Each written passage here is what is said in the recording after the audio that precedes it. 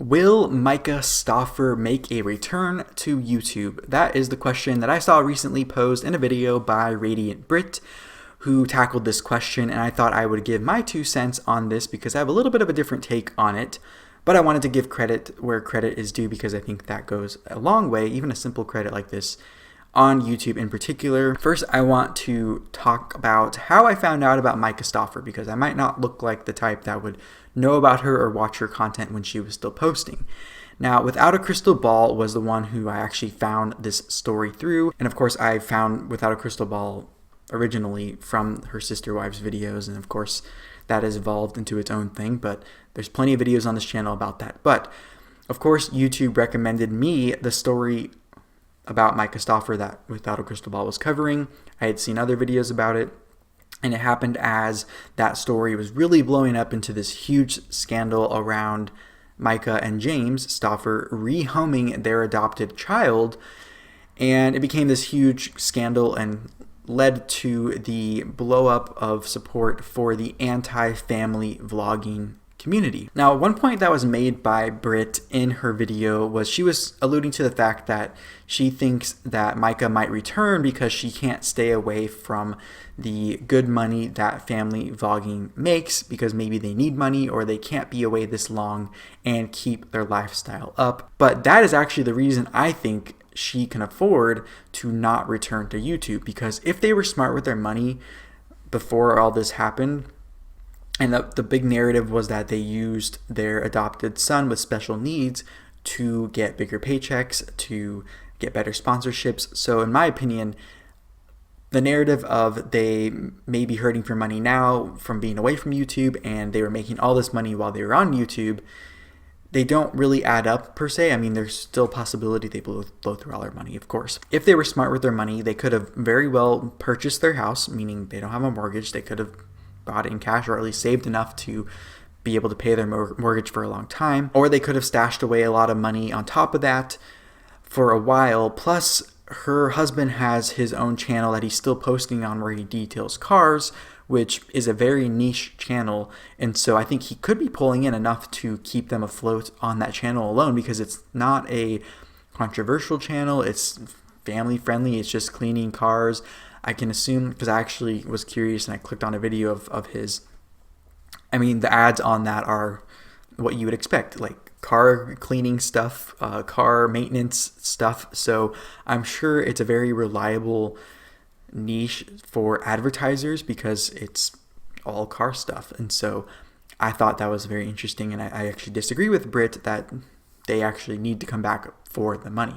Now, another main point that was made was that any 9-to-5 wouldn't necessarily hire Myka or her husband, James, because of their online presence. And to me, I don't think they would need to go back to having a 9-to-5, because if they come back to YouTube, I think they're going to have support no matter what.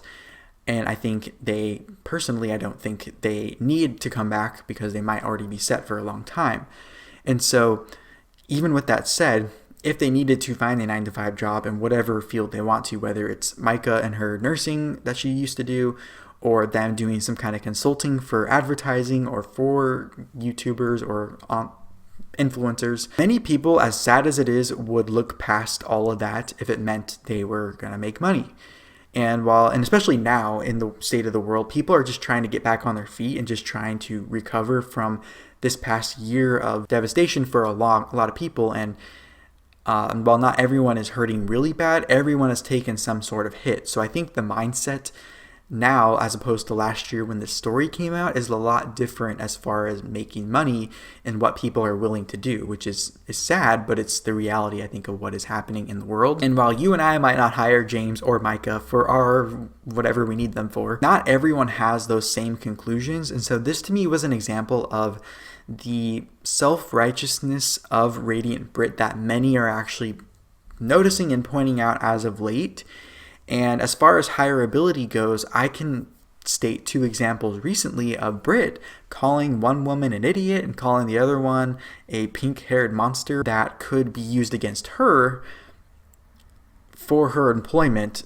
And even though she says she doesn't really stoop to that level of commentary, that coupled with almost this consistent negative tone to her videos and in my opinion, her contribution to destructive behavior as far as calling out people she criticizes in a very destructive, life-altering way, all those things could actually go against Britt as far as employers checking her social media presence go. So I would just, if Britt happens to watch, I would just say, just look in the mirror maybe and just analyze yourself. I understand we all have different thresholds of what we think is like cancelable or really bad and what we don't. But from my perspective, I'm looking at it from that can be applied to any of us at this point. And I think in a general sense, some selfishly want Myka to return back to YouTube because she is really good for commentary and drama content, just like Without a Crystal Ball.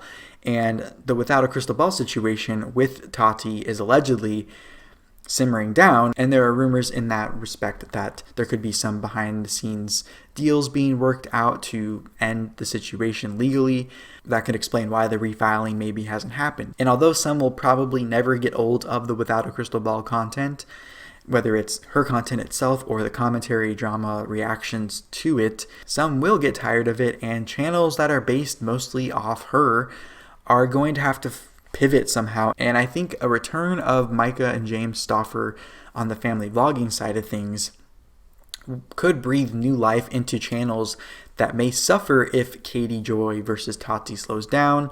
But then again, Katie would probably just cover Myka's return, and so it would add this interesting element that maybe would allow for everything to continue to live on in all the world. So Radiant Britt made a comment in her video about Myka not deserving the title of mommy in her opinion, and that she would explain it at another time. So I personally thought that comment was a little jarring, and I would be curious to hear more in depth on why she thinks that and kind of explain that. But I immediately thought this thought, which is just because Myka and James treated their adopted child really bad, really horribly, doesn't mean that their biological children should be punished too. And I hope Britt isn't saying anything like that, but that quick comment by her only left me speculating as to what she actually meant by that. But then it led to me seeing this comment in the comment section of the video where someone stated that they don't support anyone exploiting their child online for money. And while I agree it is a tricky thing to navigate from a labor and a privacy standpoint, putting your child online, if you are making money on commenting on family vloggers' channels you don't agree with, you are also profiting off those children too. So now obviously they're not your children, so you can't control if you put them online or not, but that is the truth. And I'm not saying there's anything wrong necessarily with commenting on it to draw attention to the cause for change.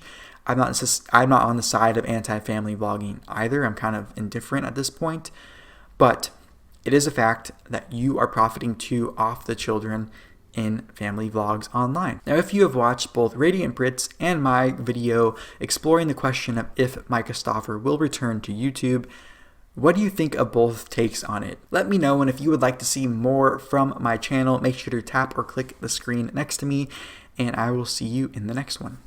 Bye-bye.